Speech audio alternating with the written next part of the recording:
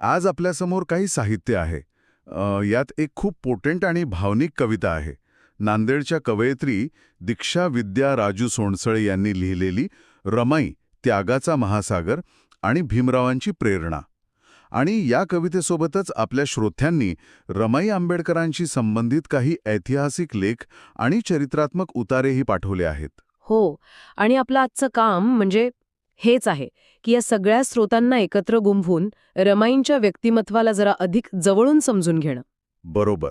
म्हणजे ही कविता आपल्याला एक भावनिक धागा देते, पण त्या भावनेमागे जो इतिहास आहे, तो संघर्ष, ते वास्तव काय होतं याचा शोध आपण घेणार आहोत.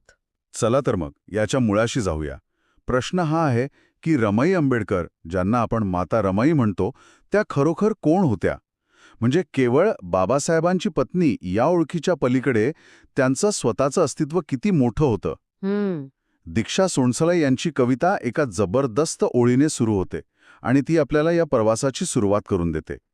मला पुस्तकावर प्रेम होणार, माझं पहिलं पुस्तक रमाई. काय विलक्षण रूपक आहे. म्हणजे रमाईंना एक व्यक्ती म्हणून नाही तर एक पुस्तक म्हणून पाहणं. हो. याचा अर्थ असा की त्यांचं आयुष्य म्हणजे फक्त घटनांचा क्रम नाहीये, ते एक शिकवण आहे, एक ज्ञानस्रोत आहे.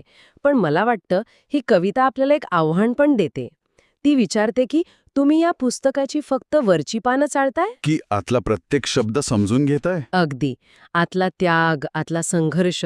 कवयित्री पुढे म्हणतात, तुला वाचताना मला खऱ्या प्रेमाची ओळख झालीये ग रमाई. आणि मला वाटतं इथेच आपली खरी चर्चा सुरू होते. बरोबर. आणि इथेच गोष्ट खूप रंजक होते.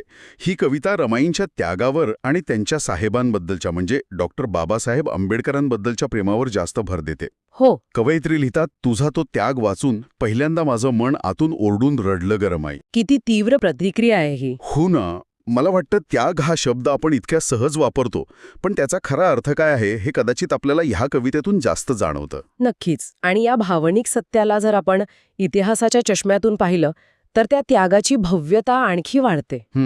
कवयित्री एकांतात ढसाढसा रडल्याचं सांगतात. का? कारण हा त्याग केवळ सिनेमातला किंवा गोष्टीतला नाहीये. विचार करा 1920-30चा तो काळ. डॉक्टर आंबेडकर शिक्षणासाठी परदेशात आहेत. इथे मुंबईच्या चाळीत रमाई एकटी आहेत.